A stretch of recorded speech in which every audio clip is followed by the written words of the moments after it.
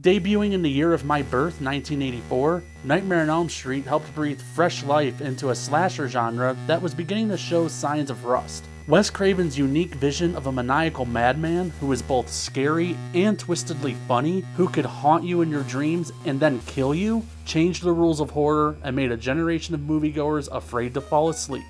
I ranked the kills and I ranked the Freddys, so now I'm capping off this Nightmare on Elm Street ranking trilogy by ranking all the films in the franchise itself. So, lock your doors and grab your crucifix, and whatever you do, don't fall asleep.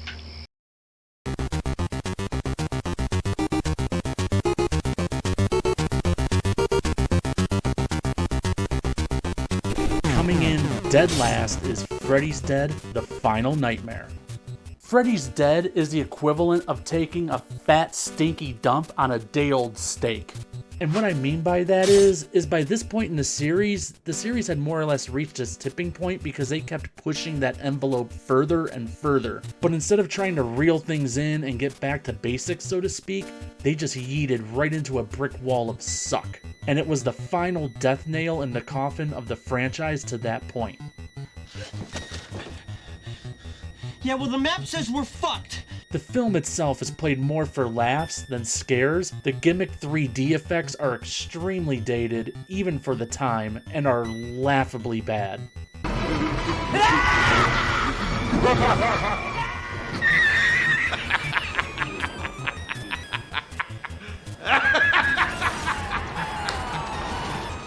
You serious? When a film series this deep in has to resort to using 3D, you kind of know the shit that you're getting yourself into. All the characters are poorly written, paper thin, and performed just as shallow, starting right at the top with discount Christian Slater. Don't be a pussy. I will give this film just an ounce of credit in that it tries to give us a little more backstory on Freddy and his upbringing and how he came to be, even if it does look ridiculous. It's backstory exposition that I would normally say isn't necessary, but that shit kinda sailed long ago, so whatever. But ultimately what sinks this movie is the plot itself. Freddy using his daughter to leave Springwood in order to take his talents on a nationwide Elm Street tour just makes absolutely zero sense. In the previous films we've seen Freddy have no real trouble leaving the confines of Elm Street in order to wreak havoc, so what's the difference now? It is his daughter, so... Well, now he can...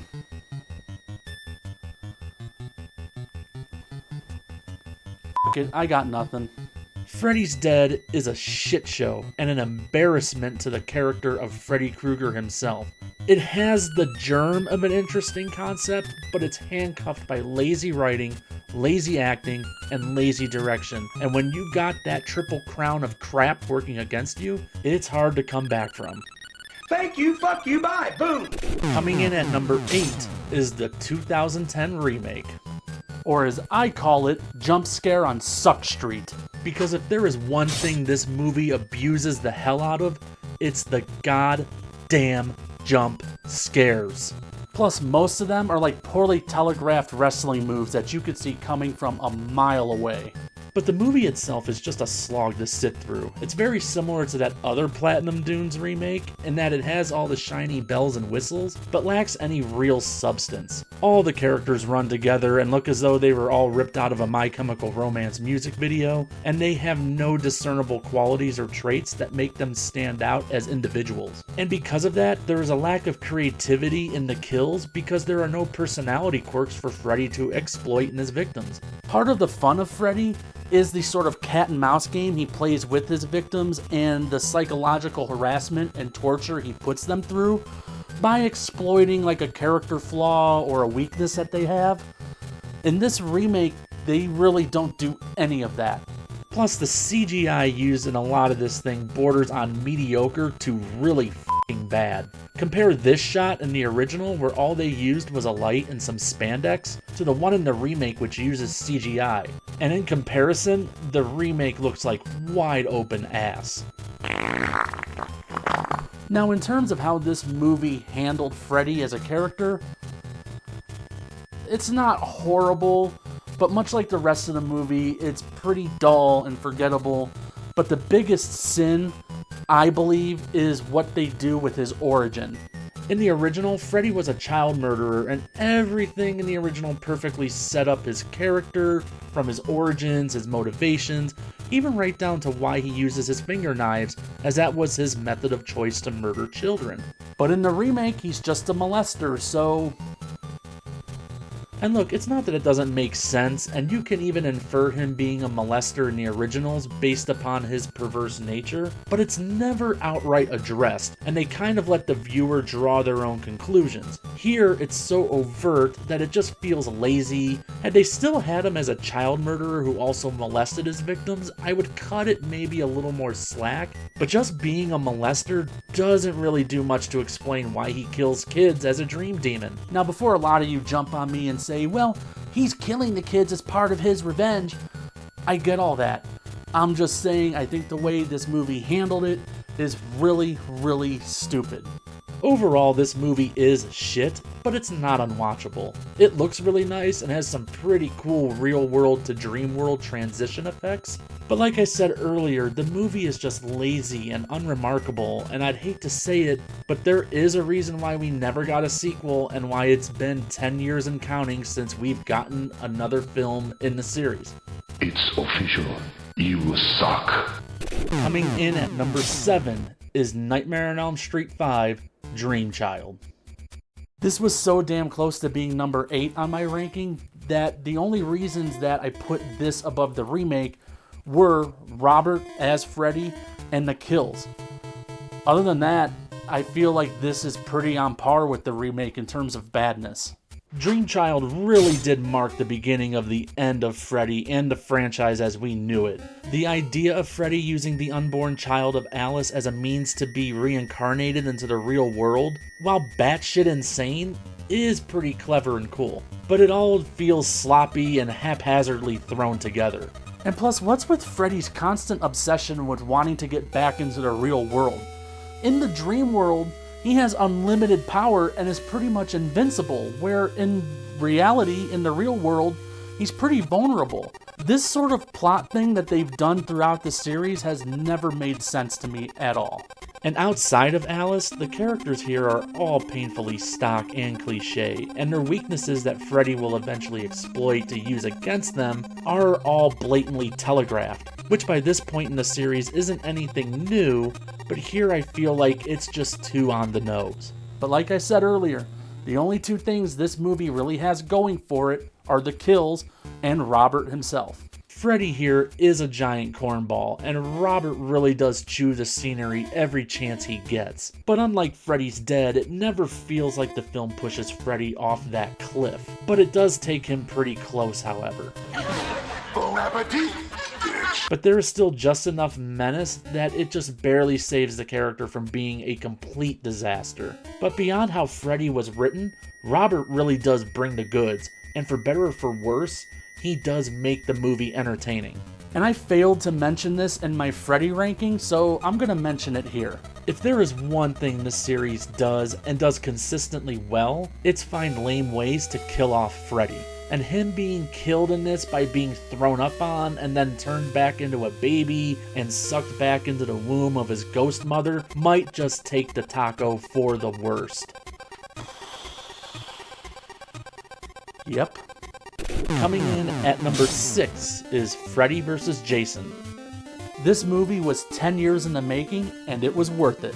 Like I've said in other videos, I've always considered this one more of a Freddy movie than an even split between him and Jason. I really like the way they merged the two franchises together, and it's done in a way that makes sense within the context of both franchises. And beyond my personal feelings in regard to how Jason is portrayed, they nailed everything about Freddy, and he is the strongest part of the film itself. Ready for your thoughts, Chief. Oh, scary. The movie is just fun, and I have fond memories of going to the cinema on opening night to see this, and the atmosphere inside the theater was electric. It was like going to a heavyweight fight, and fans of both Freddy and Jason going nuts, especially during both fight scenes. But enough strolling down memory lane, let's get back to the movie itself. I really like all the characters. Well, Kia not so much. You're not even scary. You're not even scary.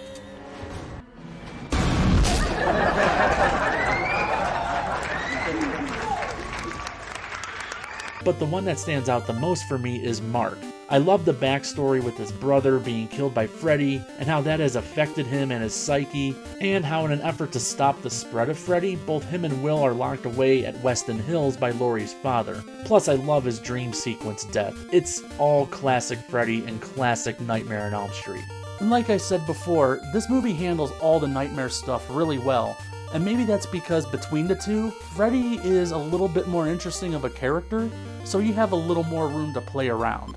I guess my only real issue with the movie as it pertains to Freddy is his needing of Jason in order to come back and kill. Like I said, the reasoning of the new Children of Elm Street not knowing who he is, so what do they have to fear, that makes enough sense. But when you look at how Freddy has routinely come back in the other films, needing Jason at this point just seems a bit unnecessary. And really, it was a fluke that he was even brought back at all, because had Laurie not heard the officer say his name, then the whole movie doesn't happen.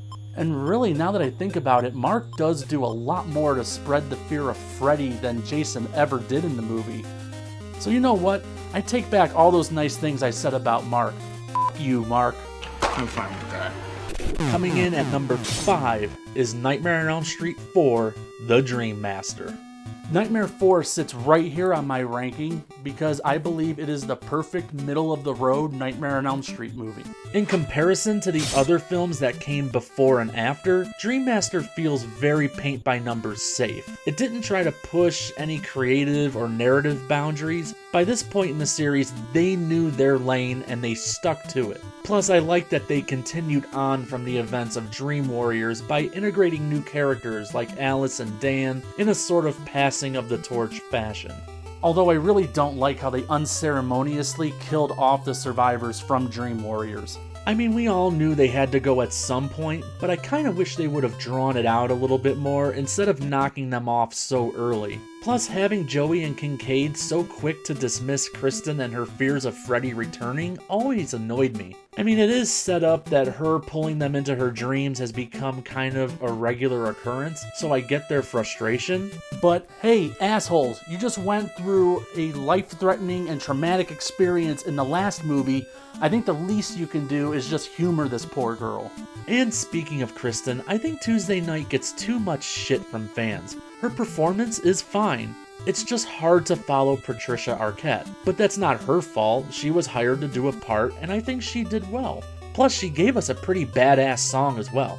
Freddy is once again on point in this one. Even if the one-liners and humor has been ramped up a little bit, there is still enough holdover from Dream Warriors that makes him a scary and intimidating presence.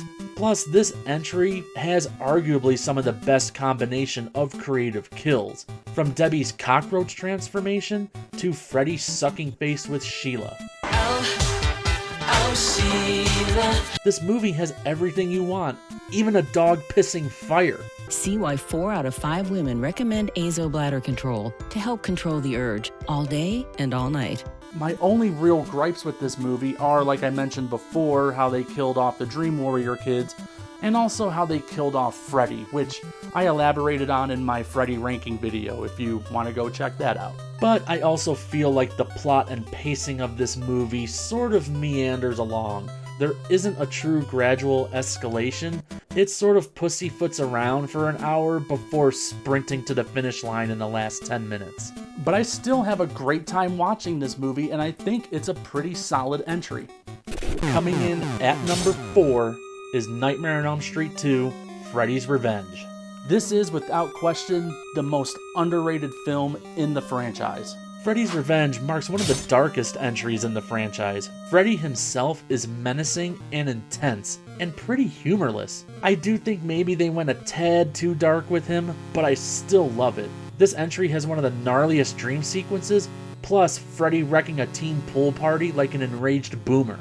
Nightmare 2 does switch a lot of things up coming off the original, so much so that at times it feels like a series outlier. So let's get this out of the way now and address the elephant in the room. And no, I'm not talking about myself. A lot of criticism I see levied on this entry is mostly centered around the fact that this is quote unquote the gay one. And yes, there is a lot of homosexual subtext, some subtle, some not so much, but I think that's what makes this stand out versus a lot of the other films. And I understand because of the time they had to kind of tiptoe around that issue, but I would have loved to have seen Freddy really mess with Jesse and his desires and sexuality more and really just f with him. As it is, we sorta get that, but the opportunity was there to go further. And let me be clear, it's never addressed in the film if Jesse is gay or not. He's portrayed as being straight, but with all the subtext and the actor Mark Patton being gay in real life, there's a fair amount that's left open to interpretation. But you have to remember when this movie was made, it was the 1980s, and the topic of open homosexuality was still a little taboo, so they had to kind of tiptoe around this issue. But I do still feel like the movie was pretty much ahead of its time, and I'm glad nowadays that people are going back and rediscovering it.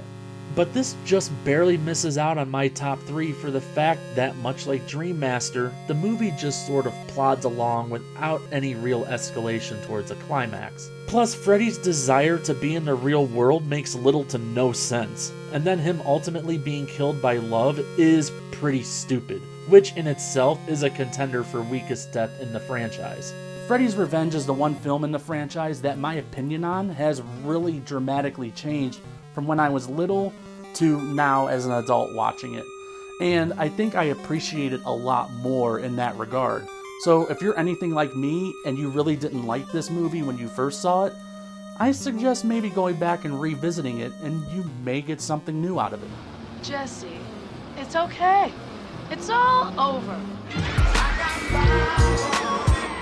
Alright kiddies, kicking off my top 3 at number 3 is Wes Craven's New Nightmare. Now that I'm in my top 3, I think it goes without saying that the best films in the franchise are the ones where the creator himself is directly involved. After nearly a decade since he directed the original Nightmare on Elm Street in 1984, Wes Craven returned to write and direct what would ultimately be the final film in the original series. It's as if Wes Craven saw Freddys Dead and he was like, What kind of shit is that? Freddy was his creation, and if anyone was going to properly end this thing, it was going to be him. And what he delivered ended up being a pretty meta nightmare film. I really loved the plot being set in the real world, where real-life actress Heather Langenkamp's career can't escape the shadow of Freddy Krueger, all the while a demonic entity using the guise of Freddy is wreaking havoc on not only her life, but the lives of everyone involved with that original film. It's a really unique concept and a breath of fresh air over a franchise that had gone kind of stale up to this point. It's kind of like Freddy himself in this. It's a Nightmare on Elm Street movie because it has all those traditional series tropes, but at the same time, it's really not. I just wish they would have done a little bit better job on Freddy's makeup. There are some scenes where it looks great, but when it's really lit up, it looks pretty fake. But that's really the only criticism I have on this film.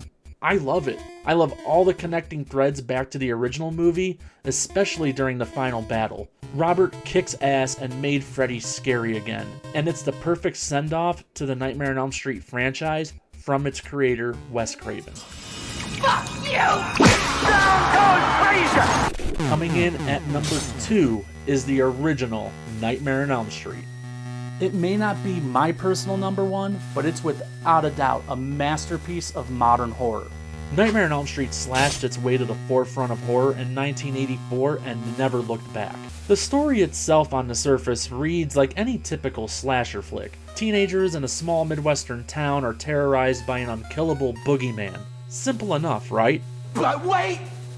There's more! But what Wes Craven did was take that boogeyman motif and turn it a little sideways into something unique by having that boogeyman attack you when you're most vulnerable, when you're asleep. It's a concept so viscerally terrifying that, to the best of my knowledge, I'm shocked it's never been done before. And what makes that so terrifying to me is the fact that, like your bed and your mind are safe spaces. And so when you get someone that penetrates that, it really feels like a violation. And, there's no escaping it because you gotta sleep at some point. And when you fall asleep, you're fucked. but most notably, it was our introduction to Freddy Krueger, the Dream Master himself, whose creative way of killing his victims, along with his witty yet perversely dark humor, really set him apart from the rest of the pack. And it's what would also quickly launch him towards becoming a pop cultural icon, and which would also lead him to going toe-to-toe with Jason for the crown of 80s horror at the box office. But after a recent rewatch in preparation for this ranking, I did notice a few chinks in that armor. And if I could levy one tiny criticism against this, it's that the acting ranges from pretty good to daytime soap opera to scenery chewy to stiff as a board. It pretty much runs the gamut in that regard of good to bad acting. And it's not something I paid that much attention to, honestly, until my most recent rewatch of it. But I can look past all that because the rest of the movie is so damn good and such a fun, terrifying ride. Well, that means we've reached the #1 movie in the franchise according to yours truly, and if you've been keeping score at home and you've watched my other videos, you will realize that typically, so goes Freddy, so goes the movie. So that means coming in at #1 is Nightmare on Elm Street 3, Dream Warriors. This seems to be everyone's consensus pick as the #1 film in the franchise, and for good reason, because it's fucking awesome. Dream Warriors has the best story in the series, the best ensemble of characters, some of the best kills, and the best Freddy. Fight me on that. But what makes this movie stand out, at least for me, are the titular Dream Warriors themselves. It's not the first time we've seen someone try to fight back against Freddy, but this was the first time the kids try to beat him at his own game. And in the dream world where anything is possible, why not use those same powers to your advantage and fight back? Plus, I like how each kid has their own unique ability based on their personality. But in case you're curious as to who my favorite Dream Warrior is out of all the kids, it's my man Kincaid. Let's go kick the motherfucker's ass all over Dreamland. After Nightmare 2 failed to hit the mark with fans, the decision was made to go back to what made the original work. Most notably, it saw the return of Wes Craven, who helped pen the story along with Frank Darabont. And the quality of writing here shows, as it's miles above anything in the series before or since. Freddy's home. And this movie really does feel like the true successor to the original, since they just chose to ignore everything about Part 2. Which, at the time, I understand because that movie really didn't wash over fans the way that they thought it would. But I believe, looking back on it, it was a short-sighted misstep. And that might be my one tiny complaint on this movie, and that's its outright refusal to acknowledge Part 2. And I really wish they would have brought Jesse back as one of the asylum brats. I think it would have helped maintain that continuity between 2 and 3, especially since these are supposed to be the last of the Elm Street kids. It would only make sense that Jesse would be included in that as well. Besides, it's not like this is the only franchise to ignore previous entries.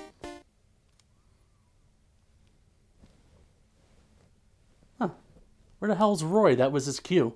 But beyond that little what if I have of this film acknowledging Part 2, there is absolutely nothing bad or negative I can say about this movie. It has everything you want and everything you expect, and it's the perfect Nightmare on Elm Street movie.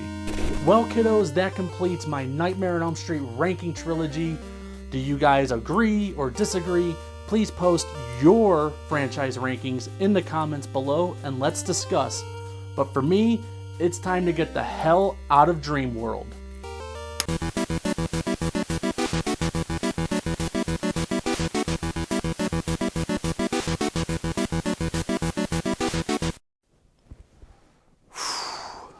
Man. Shit, that felt like I was in there for a year. Well, I finished Nightmare on Elm Street, and I've done Jason. What other ranking is there for me to do? Ah, shit.